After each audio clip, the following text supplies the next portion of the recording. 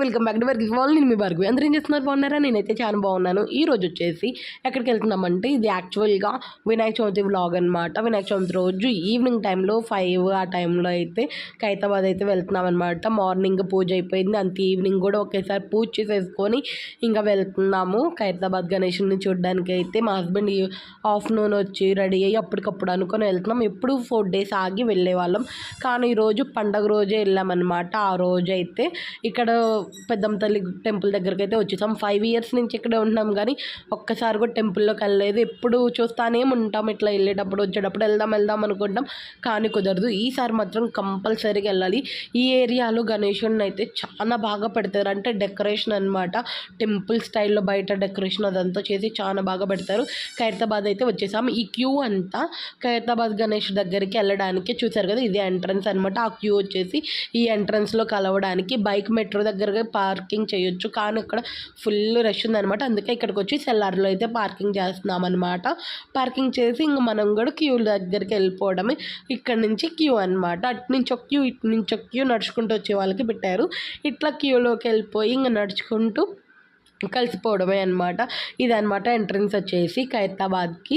మీలో ఎంతమంది ఎన్నిసార్లు వెళ్ళారో కమెంట్ చేసేయండి. మేమైతే ఎవ్రీ ఇయర్ వెళ్తాము, ఏదో ఒక రోజు టైం చూసుకొని. అయితే ఈరోజు అయితే పర్లేదు, కొంచెం తక్కువ మందే ఉన్నారు.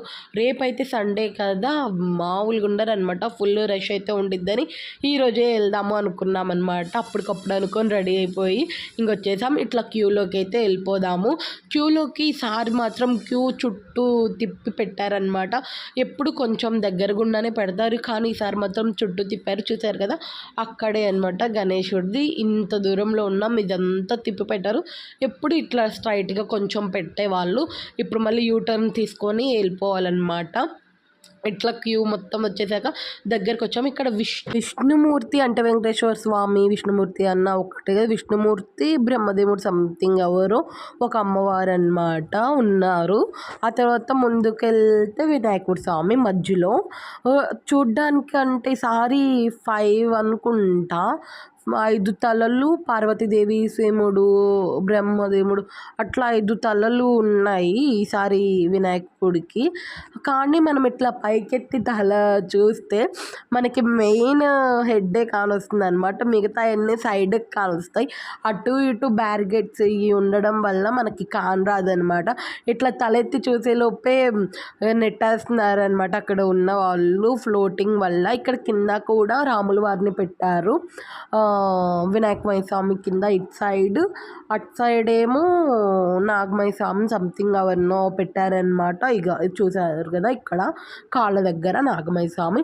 ఇటు సైడ్ మళ్ళీ లెఫ్ట్ సైడ్కి వచ్చి చూస్తే ఇక్కడ విగ్రహాలు కూడా సేమ్ అనమాట. విష్ణుమూర్తి, బ్రహ్మదేవుడు, శివుడు ఉన్నారు. ఇటు సైడ్కి వస్తే చాలా బాగా అయితే అయింది. ఫ్లోటింగ్ అయితే తక్కువే ఉన్నారు, కానీ అంటే తక్కువ అంటే రేపటి రోజు మీద చూస్తే ఈరోజు కొంచెం తక్కువే ఉన్నట్టు అనిపిస్తుంది. ఎందుకంటే ఎప్పుడు వస్తాం కదా, ఫ్లోటింగ్ అయితే మామూలుగా ఉండదు. ఈరోజు కొంచెం పండగ కాబట్టి తక్కువ ఉన్నారేమో అనిపించింది అనమాట. మాకు తొందరగానే అయిపోయింది దర్శనం కూడా. ఇంక ఇట్లా బయటకు వచ్చి నడుచుకుంటూ వెళ్తుంటే రోడ్ల మీద తిరునాళ్ళు పెడతారు కదా, అలా దండలు అవన్నీ ఇక్కడ కూడా పెడతారనమాట. కొందామని చూస్తే రేటే చెప్తారనమాట, కొనలేము మనం. ఓకే బాయ్, మళ్ళీ కలుసుకుందాం నెక్స్ట్ వీడియోలో. సబ్స్క్రైబ్ చేసుకోండి.